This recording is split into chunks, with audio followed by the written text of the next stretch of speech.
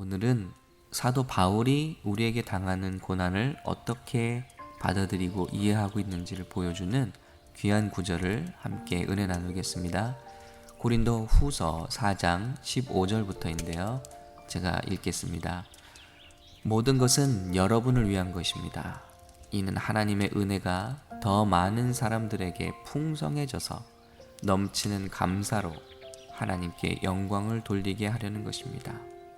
그러므로 우리는 낙심하지 않습니다. 우리의 겉사람은 쇠할지라도 우리의 속사람은 날마다 새로워지고 있습니다. 우리가 잠시 당하는 가벼운 고난은 그건 모두를 능가하고도 남을 영원한 영광을 우리에게 이뤄줄 것입니다. 우리가 주목하는 것은 보이는 것들이 아니라 보이지 않는 것들입니다. 보이는 것들은 잠깐이나 보이지 않는 것들은 영원하기 때문입니다. 아멘. 사도 바울은 본인만이 아니라 우리 많은 크리스찬들이 당하는 여러 가지 우리가 생각하지 못했던 고난과 어려움에 대해서 이렇게 말씀하고 있습니다. 우리가 당하는 이 모든 것은 특별히 세상 사람들에게 해당되는 말은 아니고요. 주님을 믿고 거듭난 사람들에게 닥치는 이 모든 어려움에 대한 것들을 말씀하고 있는 겁니다. 그런데 이 모든 것은 믿는 여러분을 위한 것입니다. 그 이유는요, 이런 일들이 일어나는 이유는 하나님의 은혜가 더 많은 사람들에게 풍성해져서 넘치는 감사로 하나님께 영광을 돌리게 하는 것입니다. 이런 일들이 결국 믿음을 가진 사람들은요, 결국 은혜를 더 깨닫게 된다는 것이죠. 그래서 넘치는 감사로 하나님께 영광을 돌리게 하려는 데 있다는 것입니다.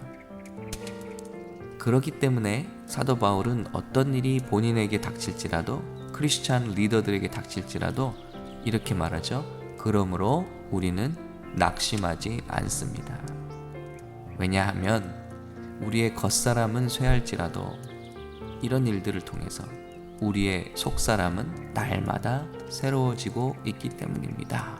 라고 우리에게 위로와 또 권면을 주고 있습니다. 17절이 너무 놀라운데요.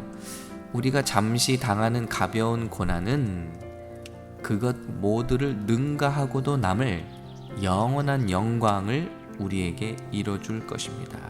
라고 말씀하고 있습니다. 그렇습니다.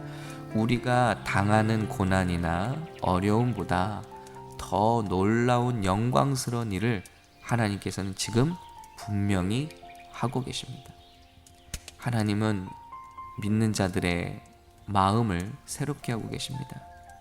가정을 회복시키고 계십니다. 관계를 회복시키고 계십니다. 그리고 죄로부터 우리를 돌이키고 계십니다. 교회를 순결하게 하고 계십니다. 그리고 믿음을 주고 계십니다. 많은 사람들이 마지막으로 주님 앞에 돌아올 수 있는 놀라운 일들을 정말 지극히 작은 생물이라고도 말할 수 없는 그 바이러스를 통해서 온 세계에 이 놀라운 일을 이루고 계시다는 것이 정말 놀랍지 않나요? 하나님은 정말 위대하신 분입니다. 하나님은 정말 놀라우신 분입니다.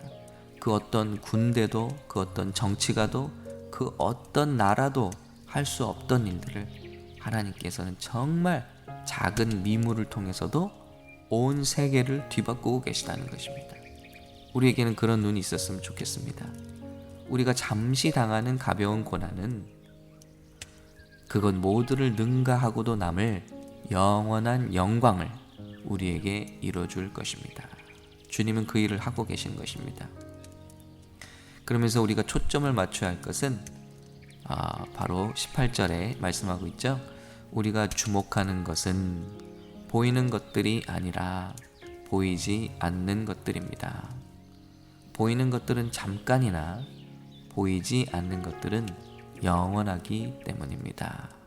여러분, 이런 코로나 사태가 정말 첫 번째, 우리의 속사람을 새롭게 하고 계신가요? 두 번째, 우리가 하나님께 더욱더 많은 감사를 드리게 하고 있나요? 세 번째는요, 우리가 이 사태를 통해서 우리가 바라보는 것들이 눈에 보이는 것들이 아니라 보이지 않는 것들에 대해서, 그러나 영원한 것들에 대해서 우리의 시선이 집중하고 있느냐는 것입니다. 사도 바울은 그에게 닥치는 어려움을 통해서 이 세 가지를 우리에게 먼저 가르쳐주고 있습니다. 그것을 본인이 고백하고 있는 거예요. 여기서 우리가 나오는데요. 우리는 지금 여기서 나오는 우리라는 것은 바로 사도 바울을 비롯한 교회의 지도자들이 말하는 것이죠. 그런데 직분자들이고 또 말씀을 전파하는 또 선지자들이고요. 그런데 그들이 당한 고통은 우리가 지금 당하는 고통과는 비교할 수 없는 것들이죠. 그런데 그에게는 우리와 또한 비교할 수 없는 영광이 있습니다. 기쁨이 있습니다. 소망이 있습니다. 바로 우리 안에 이런 것들을 주님께서 이루고 계시다는 확신이 그들 안에 있었기 때문입니다. 잠깐 더 5장 말씀 초반까지 더 읽어볼게요. 이렇게 고백하고 있어요. 우리는 땅 위에 있는 우리 장막 집이 무너지면 하나님께서 지으신 집, 곧 손으로 지은 것이 아닌 하늘에 있는 영원한 집이 우리에게 있는 것을 알고 있습니다. 우리는 하늘로부터 오는 우리의 집으로 덧입기를 간절히 사모하며 이 장막집에서 탄식하고 있습니다. 네, 우리와는 초점이 좀 달라요. 여기 말씀하는 우리들, 그러니까 사도 바울을 비롯한 영적 지도자들은요, 정말 하늘에 있는 영원한 집이 우리에게 있는 것을 알고 하늘로부터 오는 우리의 집으로 덧입기를 간절히 사모하고 있다고 말씀하고 있습니다. 어느 정도냐면 탄식하고 있을 정도로요. 그렇기 때문에 그에게 오는 평강과 은혜가 있습니다.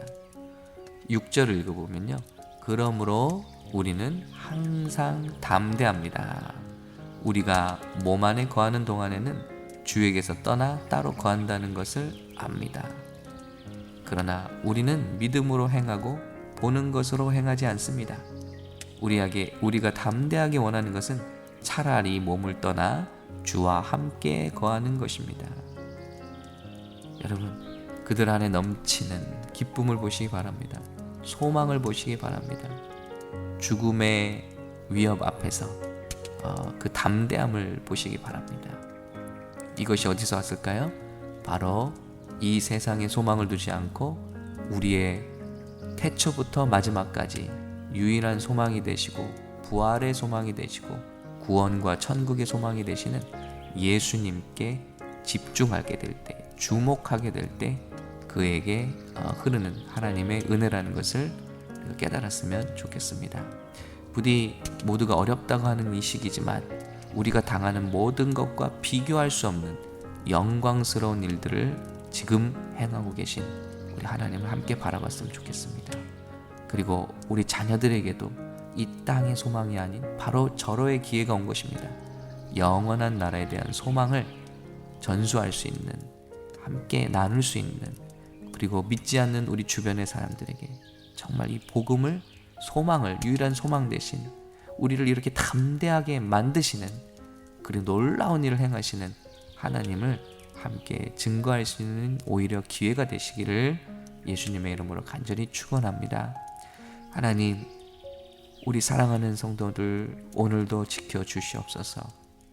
우리가 당하는 이 일이 영문을 모르는 일들이 아니라 하나님의 놀랍고 크신 계획 속에서 이루어지고 있다는 것을 신뢰하게 하시고 믿게 하시고 그 가운데 우리가 담대하게 하시고 소망을 갖게 하시고 위로를 갖게 하여 주시옵소서.